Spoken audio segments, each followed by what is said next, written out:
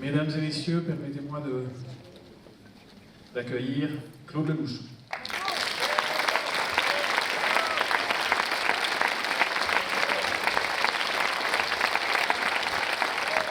Merci pour votre accueil. Et c'est vrai que ce film qui a été fait en 1980, donc en 1980 j'avais quelques années de moins, et j'ai eu envie à cette époque-là de faire un film sur ma mémoire, sur ce qui reste quand on a tout oublié. Voilà. J'ai eu la chance, ou la malchance, je ne sais pas, enfin de vivre de naître avant la guerre, de connaître la guerre. Pendant la guerre, j'étais recherché avec ma mère par la Gestapo. On a réussi à s'en sortir, et puis après-guerre, évidemment, tout de suite après la guerre, il y avait des histoires qui circulaient dans Paris, dans le monde entier, sur ces hommes et ces femmes qui avaient traversé cette période folle. Voilà. L'histoire du petit garçon abandonné sur la voie était une histoire dont tout le monde parlait.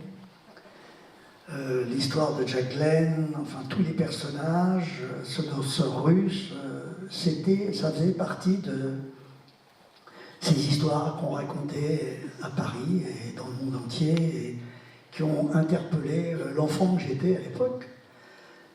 Tout de suite après la guerre, la libération, j'avais 7-8 ans, et évidemment j'ai été fasciné par ces histoires. L'histoire du petit garçon qu'on dépose sur la voie était arrivée à des voisins qui habitaient à côté de chez nous.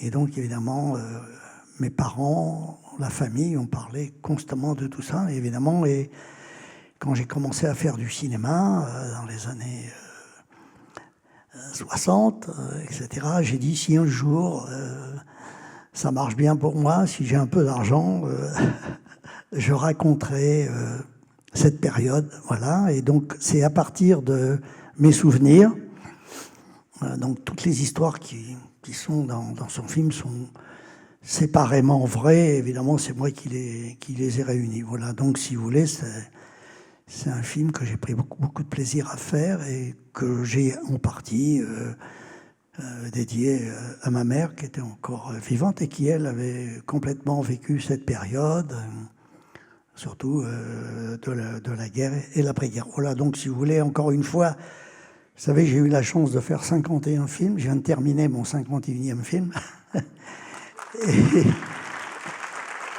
et c'est un film que vous pourrez voir, je pense que cette année, à l'automne. Et donc, chaque film invente celui d'après, vous savez. Voilà. Donc, comme j'ai eu la chance de faire un film à partir de mes observations, si vous voulez, j'ai commencé très jeune, j'étais caméraman d'actualité, et puis petit à petit, je suis arrivé vers la mise en scène, et tous les personnages de mes films, quelque part, je les ai croisés, rencontrés. Dans mes films, il n'y a pas de super-héros ni de super-salauds comme dans les films américains, parce que ça existe que dans les films américains. Mais il y a des hommes et des femmes qui ont les qualités de leurs défauts. Voilà. Et donc, depuis 60 ans, j'aime filmer des hommes que j'aimerais avoir comme copains ou des femmes que j'aimerais prendre dans mes bras. Vous voyez. Et donc, si vous voulez, j'ai passé ma vie à observer ce monde. Et c'est vrai que je travaille avec un très très grand scénariste qui s'appelle La Vie. Voilà. Et donc, les personnages de mes films, les dialogues de mes films, quelque part, existent. Et c'est ce cinéma-là que j'ai eu la chance de pouvoir faire en toute liberté, grâce au succès d'Un homme et une femme, et puis des uns des autres, enfin, et plein d'autres films. Voilà. Donc, si vous voulez, j'ai essayé d'être un petit peu le témoin de mon temps. Et le film que je viens de terminer, finalement, justement, est un film sur l'époque d'aujourd'hui, qui est une époque incroyable, puisqu'on a aujourd'hui tous les outils pour créer un monde nouveau ou accélérer la fin du monde. Voilà. Donc j'espère qu'on va tomber sur des hommes et des femmes qui vont faire le bon choix. Voilà. Et donc ce film, qui est un peu la suite des uns et des autres, qui est un peu aussi la suite de La Bonne Année, de L'aventure, c'est l'aventure, et d'Itinéraire d'un enfant gâté. Donc sortira dans le courant de l'année. Voilà. Et j'avais envie, avec ce film qui s'appelle Finalement, finalement parce que je suis en train de faire mes derniers films, et donc j'ai eu envie quelque part de finir toutes ces histoires. J'ai le sentiment en fait d'avoir fait qu'un seul film. Vous voyez ce que je veux dire, puisque les hommes et les femmes que j'ai filmés sont des gens qui, pour moi, ont vraiment et existent encore. Voilà. Voilà. Aussi simplement, voilà. Donc, à chaque fois, je fais des films d'humeur, sur la bonne humeur, la mauvaise humeur. Voilà. Et c'est vrai que j'ai passé ma vie à vivre deux histoires d'amour avec le cinéma et la vie. Voilà. Et le cinéma et la vie vont très bien ensemble parce que ce que le cinéma filme le mieux, c'est la vie. Voilà. Et c'est vrai que cette vie que nous connaissons tous, c'est un peu une course d'emmerdement au pays des merveilles. Et c'est cette course d'emmerdement au pays des merveilles que j'ai essayé de filmer, en essayant toujours d'être positif, car on est dans un monde où le négatif est plus fort que le positif. C'est vrai que les mauvaises nouvelles ont plus de succès et font plus d'audimat, mais à l'arrivée, quand même, on s'aperçoit que toutes les grandes catastrophes ont été positives et nous ont permis de s'améliorer et de faire un monde qui est passé de la barbarie à la civilisation. Voilà, donc si vous voulez, je me suis laissé porter pendant ces 60 ans par ces événements, ce monde fou, qui est de plus en plus fou. Et voilà, donc, comme je le disais hier à l'université de Lausanne, moi j'ai connu une époque où les gens pleuraient, maintenant ils pleurnichent. J'ai connu une époque où ils riaient, maintenant ils ricanent. Voilà, et on vit une période folle. On ne se rend pas compte à quel point l'époque que nous vivons est fondamentale. Car on a tout ce qu'il faut pour faire un monde nouveau. Voilà, alors j'espère qu'on ne va pas se tromper et que j'aurai la chance de pouvoir faire encore un ou deux films sur justement ce grand changement. Je me permets de rebondir encore juste un instant sur les uns et les autres avant peut-être d'aller ailleurs, mais et puis évidemment on est ici à Lausanne, donc je ne peux pas ne pas vous poser la question. C'est au fond quand le Boléro et Béjart sont entrés dans le projet, parce que comme vous savez, ben voilà, il avait un lien assez fort avec cette ville, Redon aussi, et donc au fond comment ils sont entrés et comment ça s'est articulé dans votre imaginaire, parce que finalement votre imaginaire, c'est, vous l'avez dit, c'est des hommes, c'est des femmes, c'est des histoires de vie, et là il y a un monde qui s'ajoute au fond, qui est celui de la danse, de la chorégraphie. On reviendra après peut-être sur la musique aussi, mais d'abord sur justement Béjart. Alors encore une fois, la seule certitude à laquelle je suis arrivé, c'est que les choses ne se passent jamais comme on les avait imaginées. Quand c'est un petit peu plus, c'est le début du bonheur. Quand c'est un petit peu moins, c'est le début des emmerdes. Et donc, si vous voulez, au départ, quand j'ai eu l'idée de ce film, au départ, j'avais été voir Gene Kelly, qui était un petit peu âgé à l'époque, aux États-Unis, et je voulais qu'il s'occupe de la chorégraphie du film, en tous les cas de la chorégraphie de la partie américaine. Et puis je suis tombé sur un monsieur un peu vieillissant qui voulait un peu s'accaparer le film, donc ça n'a pas marché. Ensuite, comme je savais que le danseur russe allait être très très important, je suis allé voir Nureyev. Et donc on a longuement parlé avec Nureyev, et encore une fois, Nureyev, lui, voulait un film entièrement sur lui. Vous voyez ce que je veux dire? Et donc ça ne collait pas avec le film que je préparais. Et puis, un soir, par hasard, pendant que j'écrivais le film et que je préparais le film, il y avait à Paris, au Palais des Sports, le Béjart qui passait son boléro. Et évidemment, j'ai été scotché. Et je me suis dit, ben voilà, je remercierai jamais assez tous les gens qui m'ont dit non. Ça m'a permis de trouver ceux qui m'ont dit oui. Voilà. Et c'est avec ces oui que j'ai pu faire 51 films. Donc je suis allé voir Béjart tout de suite après la représentation.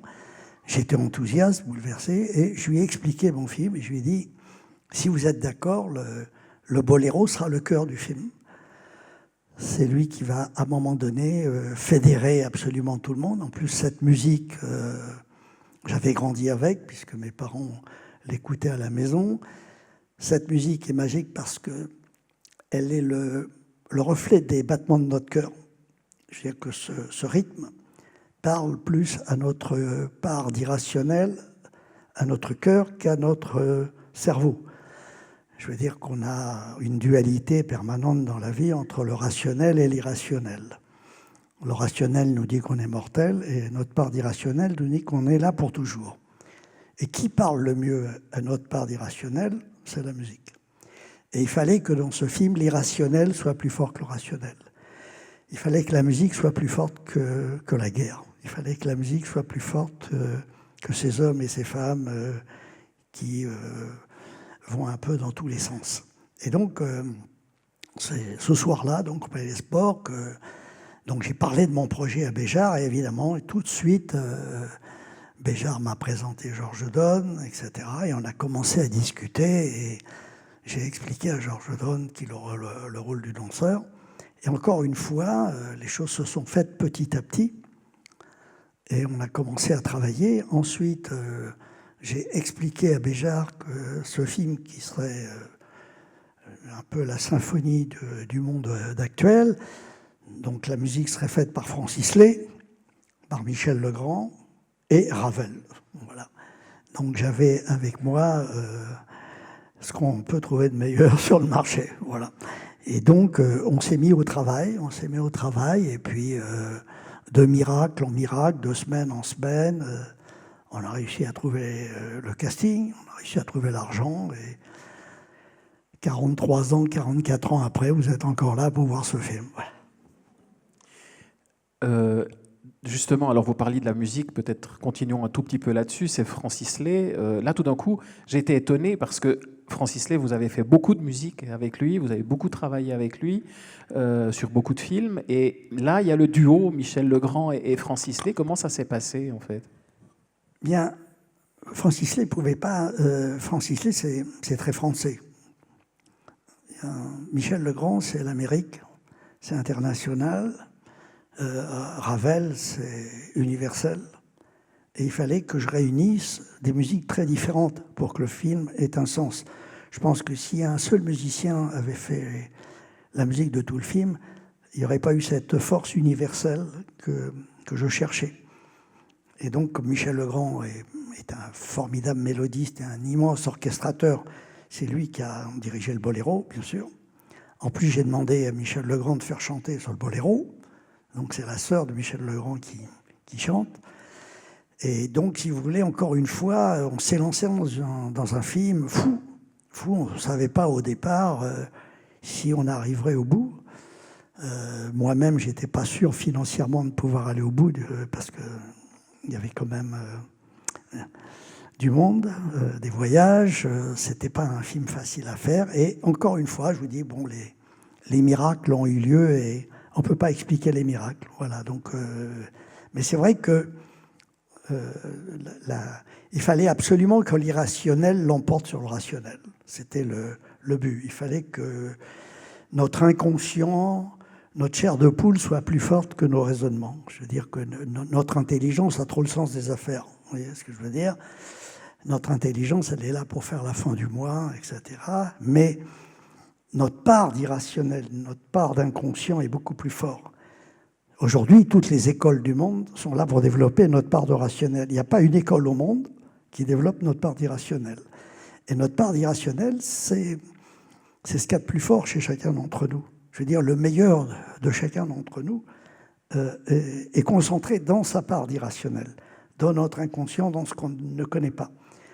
Et la musique réveille chez nous ce qu'il y a de meilleur. Je veux dire, c'est pour ça qu'il y a tant de musique dans mes films, c'est parce que la musique s'adresse à notre côté positif. Alors que notre part de rationnel ne s'intéresse qu'à ce qui ne marche pas. Et qu'il y a un côté critique qui fait que dès qu'on voit quelque chose, on est dans... Non, la musique, non. La musique, elle nous rassure tout le temps. Elle nous rassure tout le temps. Quand on écoute de la musique, on ne s'énerve pas. Moi, c'est le premier médicament que je prends quand je ne vais pas bien. Quand j'ai un coup de blues, la première chose que je fais, c'est d'écouter de la musique. Alors que les paroles, les discours peuvent fâcher la terre entière et provoquer des guerres mondiales. Vous voyez, bon. Mais pas la musique. La musique, elle est toujours là pour réconcilier les gens. À chaque fois qu'elle intervient, c'est pour calmer le jeu. Et donc, c'est pour ça que j'ai besoin de musique dans tous mes films, et en particulier dans celui-là. L'histoire qu'on vient de raconter aurait été insupportable sans musique. Imaginez que j'ai fait un film sans musique, ça aurait été très très dur. Et parce que la musique est plus forte que tout. Elle est plus forte que la guerre, elle est plus forte que tous les raisonnements.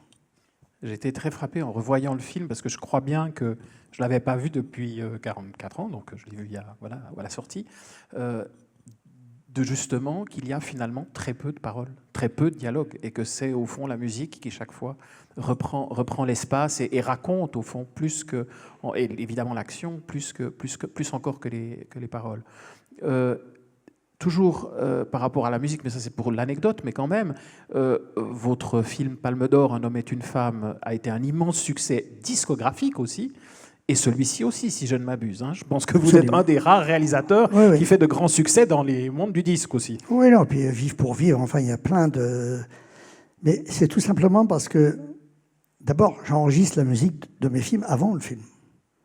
Donc, dans mes films, la musique, elle n'est pas là pour boucher les trous. Elle est un personnage important. Et donc, j'ai enregistré toutes les musiques de mes films avant le film. Et donc, les acteurs, quand ils jouent, ils entendent la musique. Je leur envoie la musique. Et la musique, on ne parle pas de la même façon quand il y a de la musique. Si aller dans un café ou dans une boîte où il y a de la musique, c'est elle qui est plus forte. Et les gens qui parlent se synchronisent sur la musique, inconsciemment, dans un café ou même dans les ascenseurs. Musique. Dès qu'il y a de la musique quelque part, on se synchronise sur la musique, parce que la musique est plus forte que tout. Parce que c'est, encore une fois, cette part d'irrationnel, et la musique parle à notre irrationnel. Un bébé qui sort du ventre de sa mère, on peut lui faire écouter de la musique. Je ne sais pas comment il va réagir, mais il va se passer quelque chose. Je veux dire qu'on ne peut pas... Alors, il y a très peu de gens qui n'aiment pas la musique, très très peu. J'ai rarement vu des gens me dire la musique m'agace. Et toutes les musiques sont intéressantes, toutes. La classique, le jazz, les variétés. Et elles parlent à ce qu'il y a de meilleur chez chacun de nous. Voilà. Alors que les discours, les paroles sont plutôt là pour faire de la provocation et nous monter les uns contre les autres. Voilà. Et donc, j'ai très vite compris, quand j'ai commencé à faire de la mise en scène, que la musique allait parler aux gens un peu plus que mes histoires. Et en tous les cas, qu'elle serait dans l'essentiel, justement, cette dualité qui fait que... Alors, évidemment, on a tous tendance à écouter notre part de rationnel, et notre part de rationnel, elle est mesquine. Elle a peur de tout. Le rationnel a peur de tout, fait de nous des trouillards. Alors que la musique, et notre irrationnel, lui, est joueur, il a de l'humour, il prend des risques. Je veux dire que le bonheur passe forcément par la prise de risque. Je veux dire que c'est à chaque fois que j'ai pris des risques que j'ai approché le bonheur. Je veux dire que c'est la prise de risque. Si on ne prend pas de risque. Et on a créé une société où on nous interdit tout. Il ne faut plus prendre de risques, il ne faut plus faire ci, il ne faut plus faire ça. Et c'est pour ça que la guerre, qui est la pire des choses, mais l'après-guerre, c'est fantastique. Moi, j'ai vécu l'après-guerre, c'était incroyable comment, d'un seul coup, les gens appréciaient tout. On appréciait tout. Et on manquait de tout après la guerre. C'était pire que pendant la guerre. Il manquait de tout, on manquait de tout. Mais le peu qu'on avait, on l'appréciait.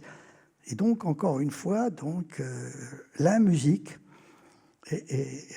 si je regarde toute l'histoire de la musique, qui m'a accompagné de Charles Trenet à Ibrahim Malouf, avec qui je viens de faire la musique de mon film, je veux dire que la musique a rythmé ma vie. Elle a rythmé ma vie et elle m'a mieux conseillé que que mon intelligence, qui, encore une fois, comme je vous le disais, a trop le sens des affaires. Bon, vous êtes aussi producteur quand même, mais bon, on y reviendra. Non, mais heureusement que je suis producteur. Heureusement que je suis producteur, parce que j'aurais été incapable d'expliquer ce film à un producteur. Oui. Je vois.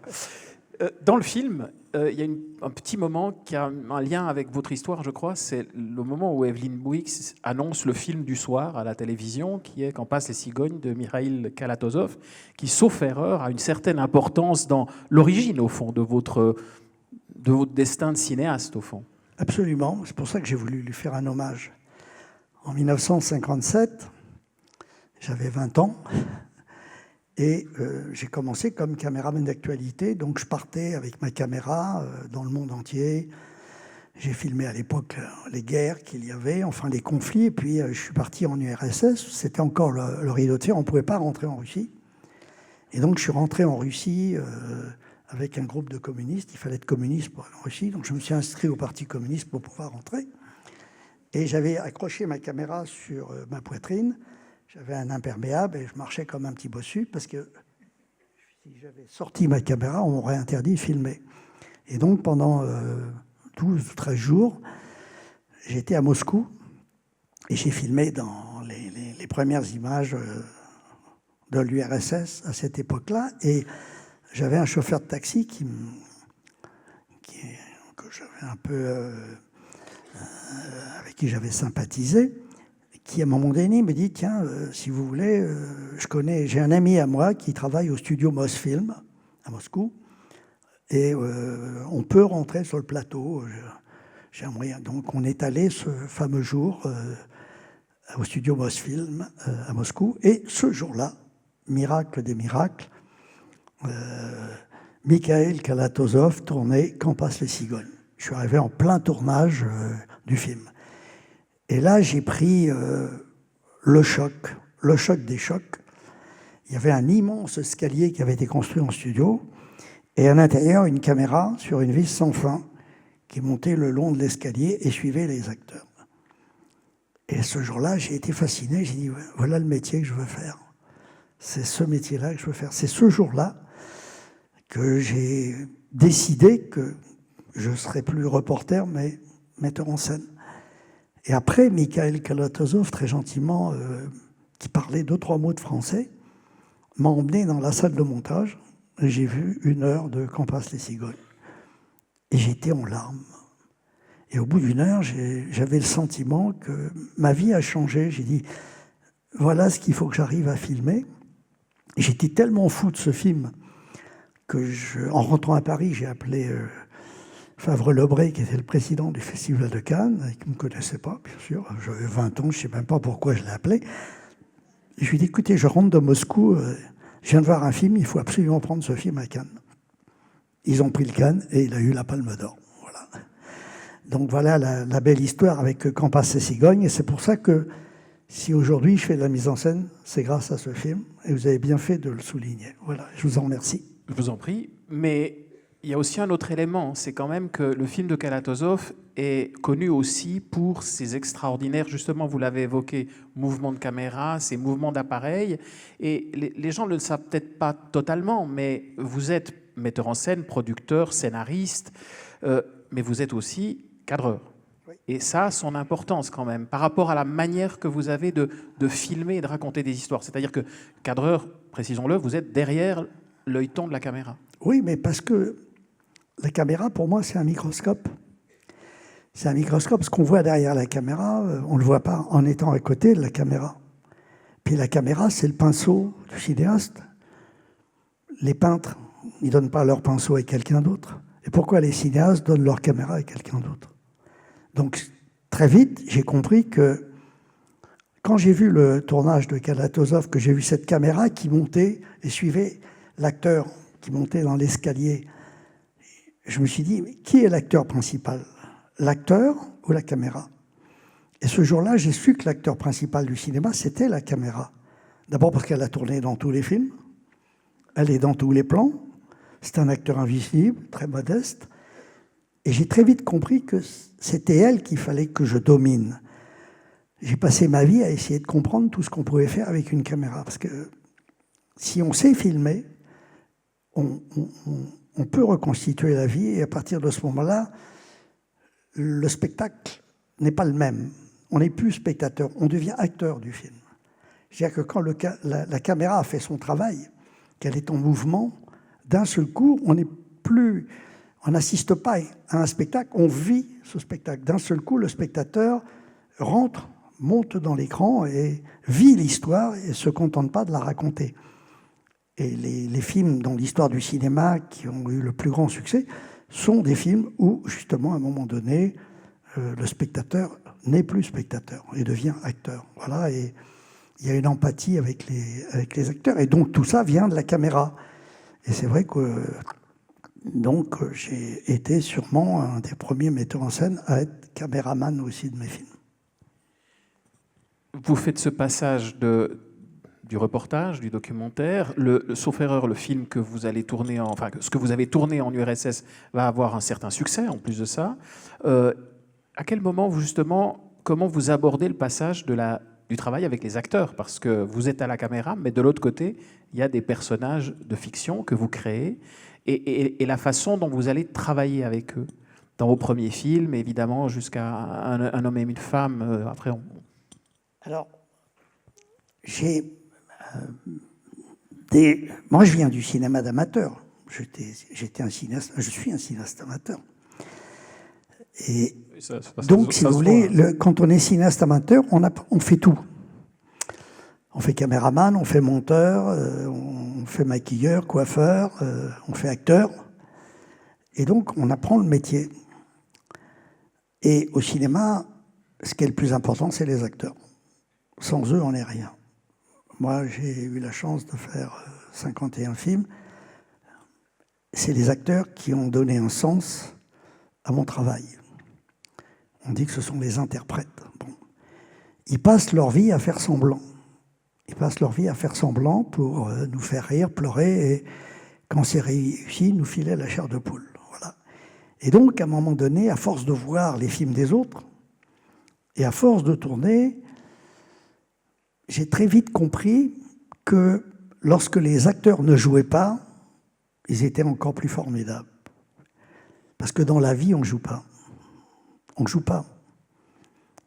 Toutes les personnes qui sont dans cette salle, vous allez rentrer chez vous, manger, dîner, parler, vous n'allez pas jouer.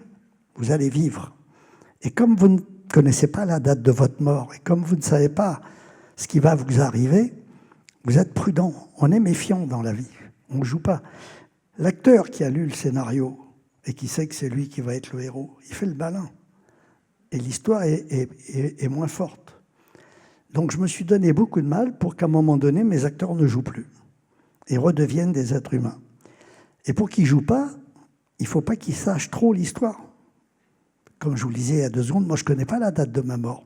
Si je la connaissais, je ne jouerais pas pareil. Je veux dire que ma vie n'aurait pas été la même si j'avais connu la fin de l'histoire. Voilà. Et vous ne connaissez pas la fin de votre histoire. Et c'est parce que vous ne la connaissez pas qu'elle est passionnante. Si demain matin, on vous donnait une petite enveloppe avec la date de votre mort, vous n'auriez pas le courage de l'ouvrir. Et si vous l'ouvrez, votre vie est foutue. Parce que d'un seul coup, il n'y a plus de surprise. Et puis vous ne savez pas jusqu'où on va aller. Donc, quand je tourne un film, il y a ce qu'on appelle les figures imposées et les figures libres. Il y a ce qu'on peut dire aux acteurs, et puis il y a énormément de choses que je leur cache. Je leur cache pour qu'ils découvrent les surprises pendant le tournage. Lorsqu'Anouk Aimée descend du train à la fin d'Un homme et une femme, elle ne sait pas que Trintignant va l'attendre. Si elle avait lu le scénario, elle aurait joué une femme étonnée qu'on viendrait. L'image n'aurait pas été la même, et l'image n'aurait pas fait le tour du monde. Si l'image d'Anouk sur le plan de la gare a fait le tour du monde, c'est parce qu'elle ne savait pas que Jean-Louis l'attendait. Elle croyait le contraire. Je lui avais dit, je vais t'attendre sur le quai de la gare et on va faire le portrait d'une femme seule. Voilà, ça n'a pas marché. Et puis c'est l'inverse qui se passe. Donc j'essaye de jouer avec mes comédiens comme la vie joue avec nous. Vous avez tous un metteur en scène dans votre vie qui est la vie. Cette vie, elle peut faire de vous ce qu'elle veut, et à tout moment. C'est ce qu'on appelle les figures imposées. Vous pensez que vous allez faire ci ou ça. Et on voit très bien, à un moment donné, la vie décide que vous avez un accident, que vous avez une maladie, que vous allez rencontrer la femme de votre vie, que vous allez gagner au loto, etc. C'est la vie qui décide. Et la vie est le plus grand metteur en scène du monde. Moi, je suis qu'un stagiaire. Vous voyez ce que je veux dire? Donc, si vous voulez, j'essaye de jouer avec mes comédiens à ce jeu. Et les comédiens qui viennent avec moi acceptent de ne pas lire le scénario, acceptent de ne pas savoir certaines choses, justement pour que je puisse, pendant le tournage, filmer ces moments de surprise. Car ce sont les moments de surprise qui créent le bonheur. Alors, il y a les bonnes surprises et les mauvaises surprises, bien sûr. Mais les mauvaises surprises créent le malheur. Voilà. Quand Annie Girardot, dans Un homme qui me plaît, attend à la descente de l'avion pour savoir si Belmondo va descendre ou pas, elle ne sait pas. Elle ne sait pas. Si elle le savait, elle l'aurait très bien joué, mais elle l'aurait joué. Et il y a une grande différence entre jouer et pas jouer. Vous savez, regardez... c'est vrai qu'à un moment donné, les acteurs, comme ils sont obligés de jouer, de faire semblant, ils en font un tout petit peu trop. Voilà. Et ce petit peu trop fait qu'à un moment donné, on se dit « je suis au cinéma ». Mais quand ce petit trop n'existe pas, on n'est plus au cinéma, on est dans la vie, et quand ça marche et quand c'est réussi, ça fait des films qui ont un peu plus de succès que les autres, quoi. Si je ne m'abuse, vous avez dit quelque part qu'à un moment donné, et je crois que c'était autour de Itinéraire d'un enfant gâté, qui est aussi un de ces films importants et charnières, un immense succès, avec Jean-Paul Belmondo et Richard Anconina, que vous avez aussi trouvé l'intérêt de tourner à plusieurs caméras et pas seulement avec une caméra, et que ça vous permettait justement d'avoir peut-être plus de liberté par rapport je pense, enfin j'imagine, par rapport à cette dimension d'inconnu dans laquelle vous précipitez l'acteur quelque part. Oui, mais ça, ce sont les nouvelles technologies aussi qui permettent maintenant de tourner avec plusieurs caméras. La technologie du cinéma s'améliore en permanence. Aujourd'hui, on peut tourner un film pratiquement sans lumière, ou presque. Et donc, les caméras sont plus petites, et on peut en mettre partout. Donc aujourd'hui, je tourne avec 2, 3, 4 caméras des fois. Vous voyez ce que je veux dire, pour ne rien rater. Sauf les plans séquences, bien sûr, qu'on tourne à une seule caméra. Mais c'est vrai que les nouvelles technologies vont permettre de filmer de mieux en mieux les comédiens et d'aller encore de plus en plus loin dans les histoires. Le cinéma est encore à ses débuts. Il n'est pas vieux. Il n'est pas vieux. La littérature a des siècles derrière elle. La peinture aussi. Le cinéma est un art tout jeune. Voilà, donc, vive le cinéma. Moi, je crois dans le cinéma comme d'autres croient en Dieu. Et je pense que c'est un support qui est magique parce qu'il a besoin d'aucune culture préalable. Comme je le disais hier à l'université, nous sommes tous des cinéastes. Aujourd'hui, il y a 8 milliards de gens qui filment avec leur portable. Je le disais encore hier, vos yeux, c'est la plus belle caméra du monde. Vous êtes en train de me filmer, je suis en train de vous filmer. Vos oreilles, c'est les plus beaux micros du monde. Et votre mémoire, votre cerveau, c'est la plus belle salle de montage. C'est ce qui reste quand vous avez tout coupé. Donc, nous sommes tous des cinéastes. Alors, évidemment, il y en a qui filment un peu mieux que d'autres. Et ils ont la chance d'être sur cette scène. Voilà.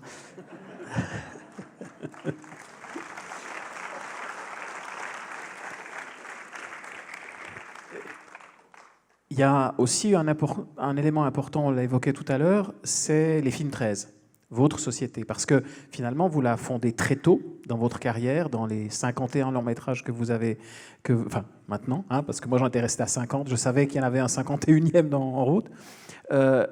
Et quelle importance ça a pour vous, le fait d'avoir très tôt créé une société de production, de pouvoir avoir cette dimension-là, cette part de rationnel, vous évoquiez tout à l'heure dans votre travail, et quelle influence ça a au fond dans votre manière de percevoir au fond peut-être le succès, l'échec de certains films, enfin, parce que voilà, c'est aussi la vie sur le nombre de films que vous avez faits.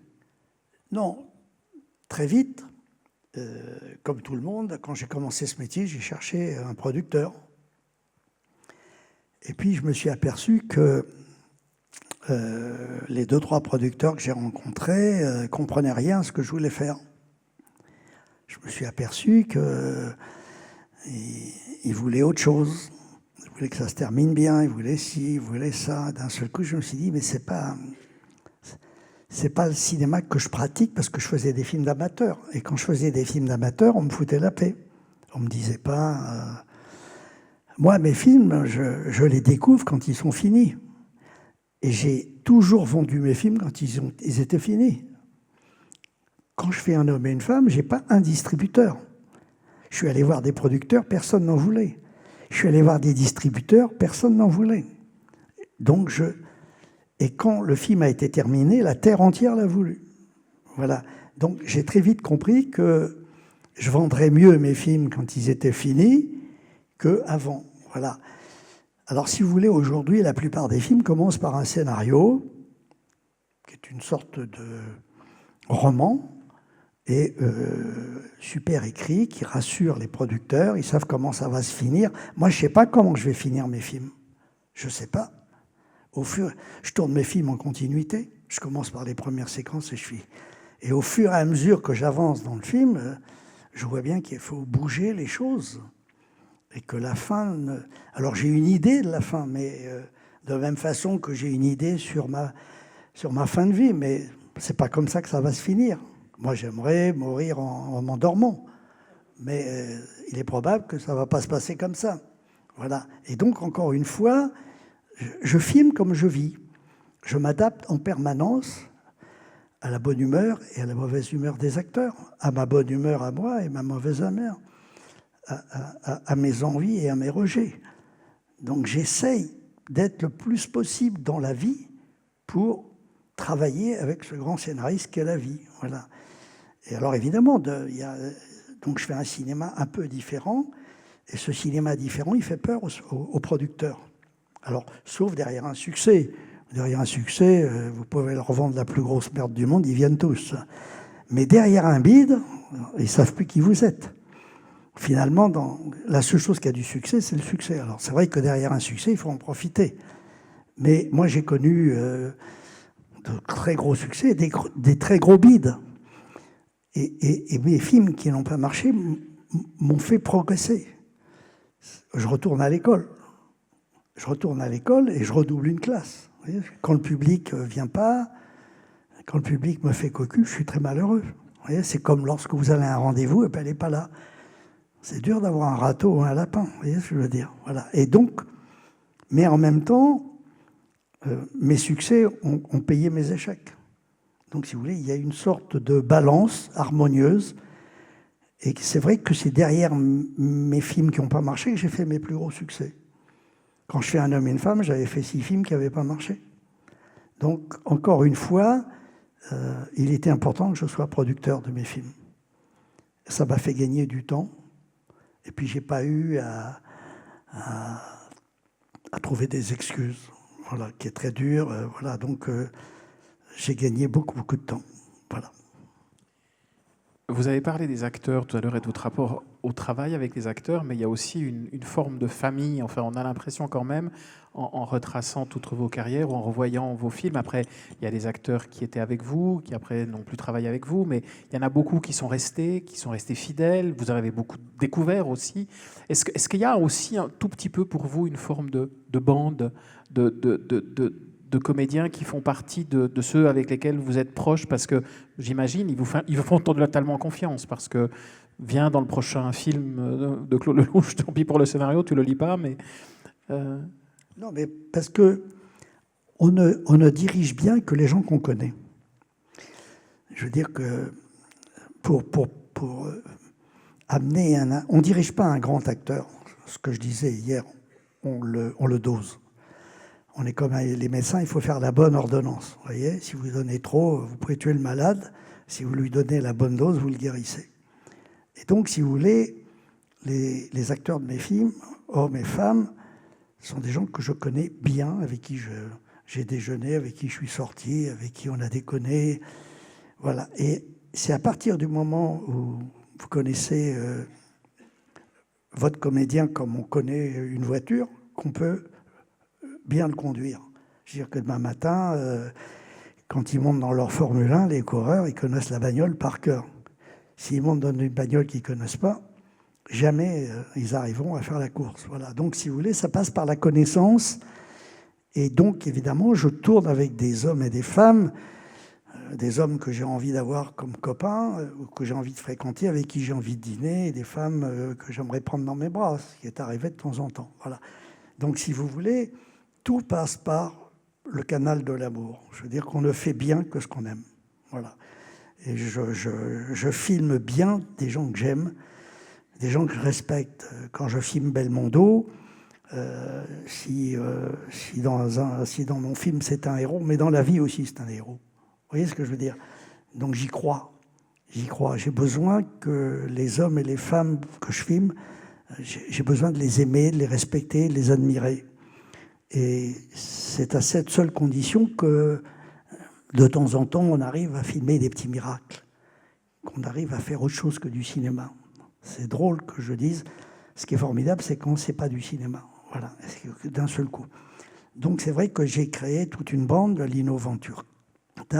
Jean-Louis Trintignant a été la première star à me dire oui. Vous voyez, ça, pour moi, ça n'a pas de prix. Anouk Aimée aussi. Et ça a changé mon cinéma. Avant, je tournais avec... quand j'ai fait des films pour l'armée, j'étais au service civil, et là, je tournais avec les plus mauvais acteurs du monde. C'était des militaires qu'il fallait faire tourner. Et c'est parce que j'ai tourné avec de très mauvais comédiens au début que j'ai compris l'importance de la direction d'acteur. Si j'avais tourné avec Gabin dès le départ, j'aurais rien compris. Il suffisait de dire moteur et couper.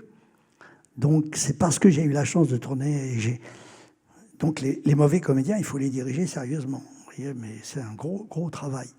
Et donc j'ai appris, j'ai commencé comme ça. Encore une fois, je vous dis, le hasard a eu beaucoup de talent dans ma vie. Et c'est lui qui m'a permis d'être encore aujourd'hui amoureux du cinéma. Vous avez évoqué la figure de Trintignant, mais juste peut-être cette question pour revenir au début. Au fond, vous avez dit vos premiers longs métrages ont été un peu des échecs. Et le grand succès, c'est Un homme et une femme qui va, en effet, vous l'avez évoqué, connaître une carrière internationale importante, qui va remporter la Palme d'Or pour commencer, un Oscar, etc. Mais sur quoi Jean-Louis Trintignant et Anouk Aimée vont dire oui à Claude Lelouch? À quel moment? Comment vous les avez convaincus? Alors, j'ai fait un film qui s'appelait Une fille et des fusils, avant, qui a intéressé quelques personnes. Pas tout le monde, mais d'un seul coup, il y a des gens qui se sont dit, tiens, il se passe quelque chose. Et Jean-Louis Trintignant a eu l'occasion de voir ce film. Il est sorti dans une salle à Paris, à l'ABC à l'époque. Et en sortant, à la fin de la projection, je vois Jean-Louis Trintignant, je ne savais pas qu'il était dans la salle, qui vient vers moi et qui me dit, écoutez, j'ai adoré ce film. Si un jour vous voulez faire un film avec moi, je vous dis oui tout de suite. Évidemment, ce n'est pas tombé dans l'oreille d'un sourd. D'un seul coup, j'ai une star qui me dit oui. Donc, tout de suite, quand j'ai commencé à écrire Un homme et une femme, j'ai pensé à lui, dès le départ. Et donc, je l'ai appelé au téléphone, je lui ai un petit peu raconté l'histoire en lui disant « j'ai pas tout à fait la fin, je sais pas trop, etc. » Et il m'a dit « écoutez, je vous ai dit oui, je vous dis oui. » Voilà. Et après j'avais pensé à Romy Schneider au départ, qui devait faire la femme. Donc, j'ai rencontré Romy Schneider, qui était charmante, adorable, mais elle a voulu me fourguer Alain Delon. Et donc, je me suis dit... c'est plus un homme et une femme que je vais faire, c'est une actrice et un acteur. Vous voyez ce que je veux dire? C'est pas du tout le film que j'avais dans la tête. Elle était charmante, elle avait un talent fou et j'aurais adoré tourner avec elle. Mais j'ai senti que ce qui lui plaisait surtout, c'était de faire tourner Delon. Voilà, alors elle me dit c'est intéressant, mais et je lui dis non parce que d'abord j'ai promis le film à Jean-Louis et puis Jean-Louis est le personnage. Je trouve que Delon est trop beau. On peut pas lui dire non. Vous voyez ce que je veux dire? Jean-Louis, c'est un mec normal à qui on peut dire non. Il a une tête à prendre un râteau, vous voyez. Mais c'est comme si Brad Pitt, on ne peut pas lui dire non. Vous voyez ce que je veux dire? Donc il y a des acteurs comme ça. Moi, je viens de tourner un film avec Cadmerade. Il est magique, il est merveilleux parce qu'il a un physique. Il faut qu'il fasse des choses formidables pour, d'un seul coup, on s'intéresse à lui et qu'on le trouve grand, vous voyez ce que je veux dire.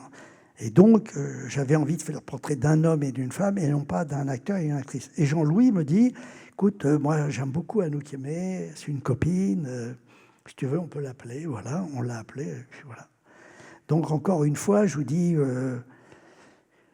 les choses, c'est vrai qu'à chaque fois qu'on m'a dit non, j'ai trouvé des gens qui m'ont dit oui, et c'est valable dans tous les domaines. Je veux dire que quand on vous dit non, c'est qu'on peut trouver mieux, quoi. Mais justement, il y a quelque chose sur lequel vous, je crois, vous avez dit non.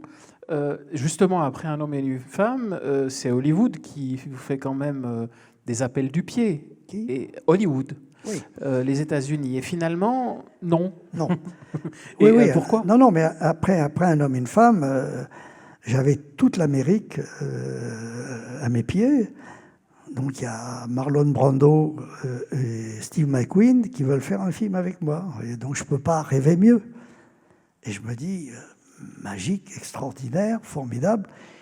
Donc je vais aux États-Unis et tout de suite, je tombe sur les producteurs qui, eux, me disent il faut autant de gros plans pour l'un que pour l'autre. Il faut qu'il y ait autant de répliques drôles pour l'un que pour l'autre. Et d'un seul coup, j'ai dit, mais ce n'est pas le cinéma que je fais. Et donc, je me suis dit, si je vais aux États-Unis, je vais trahir le cinéma que j'aime. Je vais trahir ce que j'ai envie de faire avec une caméra. D'un seul coup, aux États-Unis, on m'a dit, vous ne pouvez pas être caméraman, parce que les syndicats, il faut un caméraman. Donc, je dis, mais ce n'est pas le métier que je fais. Au montage, vous ne pouvez pas, parce qu'il y a les syndicats. J'ai dit, mais attendez, ce n'est pas pour moi, ça, voilà. Donc, j'ai tout de suite dit non, et je savais qu'en allant en Amérique, je ferais des films de commande, alors que les 51 films que j'ai faits sont des films que j'avais envie de faire. Voilà. Il y a un élément, on ne va pas allonger beaucoup plus, mais juste encore une question peut-être importante, c'est la transmission.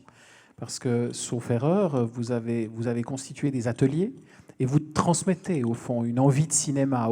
Mais justement, comment vous, qui êtes né au cinéma, pardonnez-moi de l'expression, mais presque par hasard, au fond, en découvrant peu à peu les choses au service cinématographique des armées, en étant caméraman, ensuite le tournage de Kalatazov que vous avez évoqué, qu'est-ce qui vous pousse justement, qu'est-ce que vous transmettez et qu'est-ce que vous avez envie de transmettre ?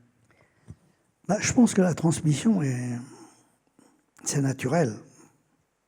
Un père a des enfants, qu'est-ce qu'il a envie ? Il a envie de leur transmettre 2-3 trucs, voilà. On n'apprend pas grand-chose dans la vie. Mais il y a 2-3 petites choses que j'ai apprises et que j'ai envie de transmettre.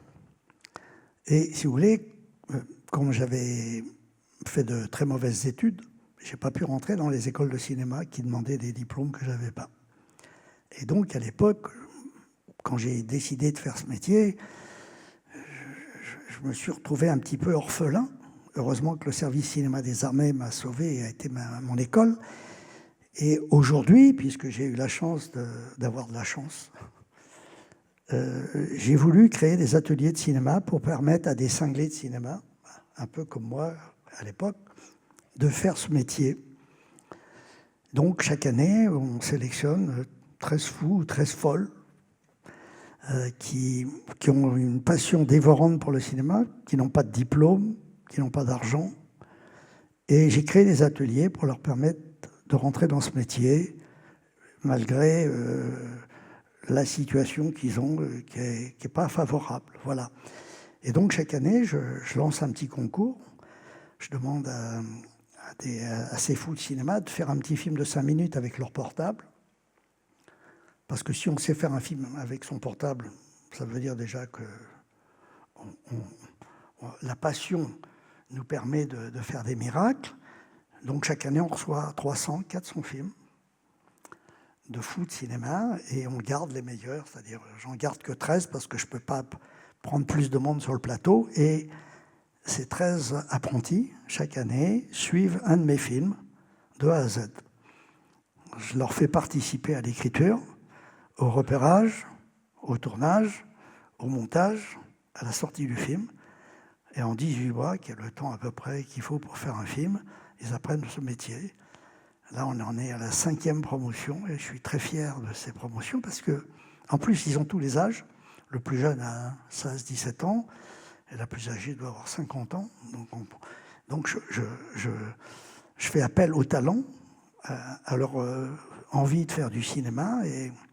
Et aujourd'hui, tous les 4 promotions, les 4 premières promotions, travaillent tous, on se les arrache. Et donc j'espère que bientôt, on va les retrouver à Cannes ou ailleurs. Dans votre... Oui, on peut... Je crois que le temps qui nous était imparti s'achève, donc je voulais vous remercier, mais peut-être un dernier mot pour terminer, qui est quand même, vous avez dit 13 étudiants, les films s'appellent les films 13, enfin, je crois que certaines personnes le connaissent, mais enfin, quelle est l'importance du 13 dans votre histoire? Encore une fois, un hasard. Le jour où j'ai créé ma société de production, je voulais l'appeler les films de l'Apocalypse. Je me suis dit, le pire n'étant jamais décevant. Et puis, l'avocat qui crée la société me dit, Monsieur Lelouch, je vous déconseille violemment d'appeler vos films les films de l'Apocalypse. Vous allez faire peur à tout le monde. Et il me dit vraiment, trouver une autre idée. Alors, j'étais avec lui, on cherche un peu, etc. Et il me dit, appelez-les les films Claude Lelouch. Je dis, non, ça va faire un peu prétentieux. Et puis à un moment donné, il me dit, est-ce que vous avez quelque chose contre les chiffres? Je dis non, pourquoi? Il me dit, on est le 13 avril, il est 13 heures, et je viens de compter, Claude Lelouch, ça fait 13 lettres. Est-ce que vous avez quelque chose contre ce chiffre? Alors j'ai trouvé ça formidable. J'ai dit, ah oui, c'est bien, c'est amusant. C'est pas un chiffre qui porte malheur. Il me dit, ça dépend des gens. Vous avez une chance sur 2. Allez, je dis, allez, ça va aller, je prends le risque. Et donc, on fait les films 13. Et curieusement, je descends après, je récupère ma voiture. C'était la seule qui n'avait pas de contravention et j'étais garé devant un 13. Et depuis ce jour-là, je me suis dit, alors il y a un truc avec le 13. Alors il y a plein de gens qui ont voulu m'expliquer la relation du 13. Et j'ai dit, surtout pas, je ne veux pas savoir. Les tours de magie, je ne veux pas. Donc je vis avec ce numéro et avec le 7. Le 7, Lelouch, ça fait 7 lettres. Claude Lelouch, ça fait 13 lettres. Et c'est vrai que ces 2 chiffres sont complémentaires dans ma vie. À chaque fois que le 7 et le 13 se promènent autour de moi, j'ai le sentiment d'avoir des gardes du corps, vous voyez. J'ai le sentiment d'être protégé. Voilà, alors, aux innocents, les mains pleines, et j'ai pas envie de savoir pourquoi. J'ai pas envie de savoir pourquoi. Ça marche, j'espère que ça va marcher encore un peu, voilà.